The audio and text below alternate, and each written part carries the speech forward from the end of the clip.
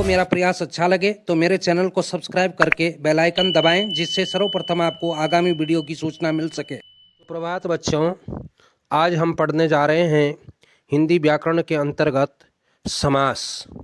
तो आज हम विस्तृत रूप से समास पर चर्चा करेंगे। सबसे पहले मैं आपको बताना चाहता हूँ कि संक्षेपीकरण एक शब्द प्रयुक्त होता है जिसका अर्थ है किसी बड़ी वस्तु को छोटा करना। तो समास की परिभाषा के अंतर्गत समझते हैं, जब दो या दो से अधिक शब्दों के योग से हम कोई नया शब्द बनाते हैं तो उसे सामासिक शब्द और उन शब्दों के योग को ही हम समास कहते हैं। यहाँ पर आप देखेंगे जैसे कार्यकुशल शब्द आया है। कार्यकुशल शब्द में कार्य और कुशल दो शब्दों के योग से यह एक शब्द बना है जिसका अर्थ होता है किसी कार्य में कुशलता या दक्षता प्राप्त करना। इन दोनों शब्दों को जोड़ने वाला शब्द ही समास है, और जब उसे समस्त पद में हम लेते हैं तो उसमें जो विभक्ति चिन्ह होते हैं उन विभक्ति चिन्हों का लोप हो जाता है। अब दो बातें आती हैं आगे, एक आता है समस्त पद और एक होता है समास विग्रह। जब हम किसी भी वस्तु को संक्षेपीकरण करके उसे जोड़ते हैं तो वो समास कहलाता है, और जब हम उसे विग्रह करते हैं, अलग अलग करते हैं, तो उस प्रक्रिया को समास विग्रह कहते हैं। समस्त पद के सभी पदों को अलग अलग किए जाने की प्रक्रिया समास विग्रह या व्यास कहलाती है। जैसे यहाँ पर आप देखेंगे नील कमल का विग्रह है नीला है जो कमल। इसके अलावा चौराहा का विग्रह है चार रास्तों का समूह। इसके अलावा और भी हो सकते हैं दो राहा दो रास्तों का समूह, तिराहा तीन रास्तों का समूह। तो इसी प्रकार समास रचना में प्रायशः आप देखेंगे कि दो पद होते हैं। पहले जो पद होता है उसे कहा जाता है पूर्व पद और दूसरे भाग को कहा जाता है उत्तर पद। जैसे यहाँ पर आप उदाहरण के तौर पर देख रहे हैं कि राजपुत्र है।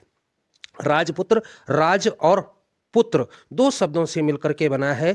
इस शब्द में राज पूर्व पद है और पुत्र उत्तर पद है। समास प्रक्रिया में पदों के बीच की जो विभक्तियां हो जाती हैं वे लुप्त हो जाती हैं। जैसे राजा का पुत्र, यहाँ पर अर्थ है राजा का पुत्र अर्थात राजपुत्र। यहाँ पर आप देखेंगे कि जो का है, का शब्द है, का जो विभक्ति है उसका लोप हो जाता है। तो इसी प्रक्रिया को हम समास विग्रह कहते हैं। आइए अब जानते हैं समास के भेद। समास के मुख्यतः 6 भेद होते हैं। अव्ययी भाव समास, द्वंद्व समास, तत्पुरुष समास, बहुव्रीहि समास, कर्मधारय समास और द्विगु समास। तो आइए अब विस्तार से चर्चा करते हैं अव्ययी भाव समास की। जैसा कि बच्चों आप सभी जानते हैं अव्यय जिसे हम व्याकरण की भाषा में अविकारी शब्द भी कहते हैं। जिन शब्दों में लिंग, वचन, विभक्ति, काल का परिवर्तन होने के फलस्वरूप भी जिनके रूप में अर्थ में कोई परिवर्तन नहीं होता उन्हें हम अव्यय कहते हैं।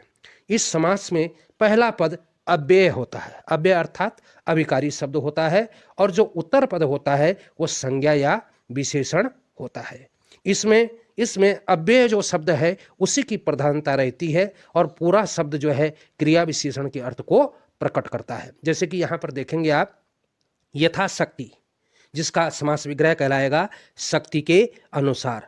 प्रतिदिन, दिनों दिन, यथाविधि, विधि के अनुसार, प्रत्यक्ष, अक्षी के प्रति, यथार्थ, अर्थ के अनुसार। इन शब्दों में यथा, प्रति, प्रत्यय, यथा जो मूल शब्द आए हैं मूल रूप से इन्हें ही हम प्रत्यय के भाव से जानते हैं। इसी के साथ साथ अब आगे बढ़ते हैं। अब जानते हैं द्वंद्व समास। द्वंद्व समास में भी आप ये देखेंगे कि इस समास में इसके दोनों ही पद, पूर्व पद और उत्तर पद दोनों ही प्रधान होते हैं।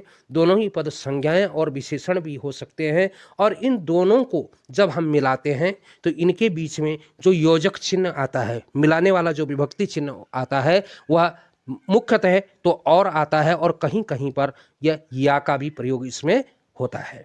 इसमें आप जानेंगे जैसे सीताराम, रात दिन, माता पिता, भाई बहन। इसके अलावा और भी इसके और उदाहरण हो सकते हैं, जैसे गंगा और जमुना, जन्म मरण, जन्म और मरण, ऊपर नीचे, ऊपर या नीचे। तो आदि जिन शब्दों के योजक पदों में जो है और अथवा या का चिन्ह लगता है उसमें हमें स्पष्ट हो जाना चाहिए कि वहां पर द्वंद्व समास का प्रयोग किया जाता है। अब अगला समास पढ़ेंगे तत्पुरुष समास। तत्पुरुष समास का व्याकरणिक पद के आधार पर 6 उपभागों में जो है विभाजन हम यहाँ पर करते हैं। इसमें मूल रूप से आप देखेंगे कि जिस समास का उत्तर पद अर्थात जो बाद का पद है इसमें प्रधानता होती है इसकी, उसे तत्पुरुष समास कहा जाता है। इसमें बाद वाले पद की ही प्रधानता होती है। इसमें कर्ता कारक को छोड़ करके और संबोधन कारक को छोड़ करके सारी विभक्तियों का प्रयोग होता है। जैसा कि आप जानते भी हैं, आपने पिछली कक्षाओं में पढ़ा भी होगा कि कर्ता कर्म करणंच संप्रदानम तथैव च अपादानादि अधिकरणे इत्येथे कारकाणि षट्। ये 6 कारक कहलाते हैं और इन्हीं 6 कारकों में से जो है कर्म कारक से लेकर के कर्ता और संबंध को संबोधन को छोड़ करके सभी कारकों में इस समास का प्रयोग यहाँ पर करते हैं। उदाहरण के रूप से मुख्यतः मैं बताना चाहूँगा आपको। सबसे पहले सुख प्राप्त, सुख को प्राप्त करने वाला। पतित पावन, पतितों को पवित्र करने वाला। गिरहकट, गिरह को काटने वाला। गगनचुंबी, गगन को चूमने वाला। पाकिट मार, पाकिट को मारने वाला। माखन चोर, माखन को चुराने वाला। और स्वर्ग प्राप्त, स्वर्ग को प्राप्त करने वाला या होने वाला। इसमें इन शब्दों में देखेंगे आप कि जो पूर्व पद है और उत्तर पद की जो संबंध हो रहा है, जो कनेक्टिविटी हो रही है, वो को विभक्ति यहाँ पर दर्शाती है। को जिसे कहा जाता है कर्म कारक में। तो अब हम उपभेदों को समझते हैं तत्पुरुष समास के। सबसे पहले समास के ये 6 भेद होते हैं, जिसमें कर्म कारक होता है कर्म तत्पुरुष, करण तत्पुरुष, संप्रदान तत्पुरुष, अपादान तत्पुरुष, संबंध तत्पुरुष और अधिकरण तत्पुरुष। अब इसके भेदों उपभेदों के विषय में विस्तार से जानकारी प्राप्त करते हैं। सबसे पहले कर्म तत्पुरुष। इस समास के अंतर्गत 2 पदों के बीच में कर्म कारक छिपा हुआ होता है। कर्म कारक का चिन्ह जिसे आप जानते हैं कर्म को विभक्ति चिन्ह होता है। को कर्म कारक की विभक्ति भी कहा जाता है, इसीलिए इसे कर्म कारक भी कहते हैं, कर्म तत्पुरुष भी कहते हैं और द्वितीय तत्पुरुष के नाम से भी इसे हम जानते हैं। इसके उदाहरण इस प्रकार होंगे, जैसे रथ चालक, रथ को चलाने वाला। ग्रामगत, ग्राम को गया हुआ। माखन चोर, मक्खन को चुराने वाला। बनगमन, बन को गमन। मुंह तोड़, मुंह को तोड़ने वाला। इन सभी उदाहरणों में आप देख रहे हैं कि पूर्व पद और उत्तर पद को मिलाने वाला जो को विभक्ति चिन्ह है, उस को जब हम समास विग्रह करते हैं तो समास विग्रह में वो शब्द दिखाई देता है और समस्त पद में उसे करते हैं, समासिक पद में लाते हैं तो वह विभक्ति चिन्ह हमें लुप्त दिखाई देता है। अब अगला पढ़ते हैं करण तत्पुरुष। इसमें विशेष रूप से बच्चों ध्यान रखने वाली बात है कि करण में मुख्य जो विभक्ति का जो चिन्ह है वो से है और कहीं कहीं पर के द्वारा भी इसमें प्रयोग किया जाता है। जहां पर पहले पद में करण कारक विभक्ति का लोप होता है, वहीं पर हम इसे करण तत्पुरुष समास के नाम से जानते हैं। जैसे कि उदाहरण के रूप में आप देखेंगे, मूल शब्द हैं स्वरचित, स्वयं के द्वारा रचित। मन चाहा, मन से चाहा। शोकग्रस्त, शोक से ग्रस्त। भूखमरी, भूख से मरना। और धनहीन, धन से हीन। यहाँ पर एक विशेष बात ध्यान देने योग्य है कि यहाँ पर जो इस विभक्ति का विभक्ति चिन्ह है से, अभी आप अगले आने वाले उपभेदों में भी पढ़ेंगे, पंचमी अपादान में भी से का चिन्ह आएगा। इसमें हमें ध्यान देने वाली बात यह है कि मूल रूप से तृतीया विभक्ति में करण तत्पुरुष में जो से चिन्ह हम प्रकट करते हैं वो से चिन्ह सहायता के, सहयोग के अर्थ में हमेशा प्रयोग होता है। इस बात का विशेष रूप से ध्यान रखेंगे। आइए अब अगला उपभेद पढ़ते हैं संप्रदान तत्पुरुष। इसमें 2 पदों के बीच संप्रदान कारक की विभक्ति छिपी हुई होती है। संप्रदान विभक्ति कारक जो है उसका जो चिन्ह होता है उसका चिन्ह है के लिए। अब के लिए आप निम्नलिखित उदाहरणों में देखेंगे कि इनमें सब में के लिए शब्द जो है विलुप्त हो जाता है। जब हम इसे सामासिक पद में लाते हैं तो यह के लिए चिन्ह हट जाता है। जैसे विद्यालय है, विद्या के लिए आलय, आलय से तात्पर्य है घर। रसोई घर, रसोई के लिए घर। सभा भवन, सभा के लिए भवन। विश्राम गृह, विश्राम के लिए गृह। गुरु दक्षिणा, गुरु के लिए दक्षिणा। इन सभी शब्दों में आप देखते हैं कि विभक्ति चिन्ह जो के लिए है उसी का प्रयोग हुआ है और इसी कारण इसमें संप्रदान तत्पुरुष का प्रयोग हुआ है। अब अगला पढ़ते हैं अपादान तत्पुरुष। अपादान तत्पुरुष, जिसे पंचमी तत्पुरुष भी कहा जाता है। इनमें से दो पदों में अपादान कारक की जो विभक्ति है वो विभक्ति चिन्ह से जो छिपा हुआ होता है, जिसे मैंने पहले भी आपको बताया कि से का अर्थ आपने करण तत्पुरुष में भी देखा, लेकिन यहाँ पर भी इसका प्रयोग होता है। यहाँ पर विशेष रूप से अलग होने के अर्थ में, भय के अर्थ में यहाँ पर प्रयोग होता है। जैसे कि आप देखेंगे, काम चोर, काम से जी चुराने वाला, दूरागत, दूर से आया हुआ, रणाभिमुख, रण से विमुख होना, नेत्रहीन, नेत्रों से हीन, पाप मुक्त, पाप से मुक्त। इन सभी उदाहरणों में आप देखेंगे कि जो पूर्व पद है और जो उत्तर पद है उनसे क्या है, दोनों का भाव ये प्रकट करता है कि पहला पद दूसरे पद से स्वयं में अलग हुआ है। जैसे उदाहरण में देखेंगे, पाप से मुक्त, अब तक व्यक्ति क्या था, पाप युक्त था। यदि पाप से युक्त आएगा तो वहां पर अपादान तत्पुरुष नहीं होगा, क्योंकि पाप युक्त है उसमें, लेकिन पाप से मुक्त, अब वो पाप से अलग हो गया है, इसलिए यहां पर अलग होने के अर्थ में अपादान तत्पुरुष का प्रयोग हमने किया है। अब पढ़ते हैं अगला तत्पुरुष समास का उदाहरण, संबंध तत्पुरुष। इसमें दो पदों के बीच में संबंध कारक की विभक्ति छिपी हुई होती है। संबंध कारक का जो चिन्ह है वो है का, के, की। ये तीनों ही चिन्ह हमेशा प्रयुक्त होते हैं।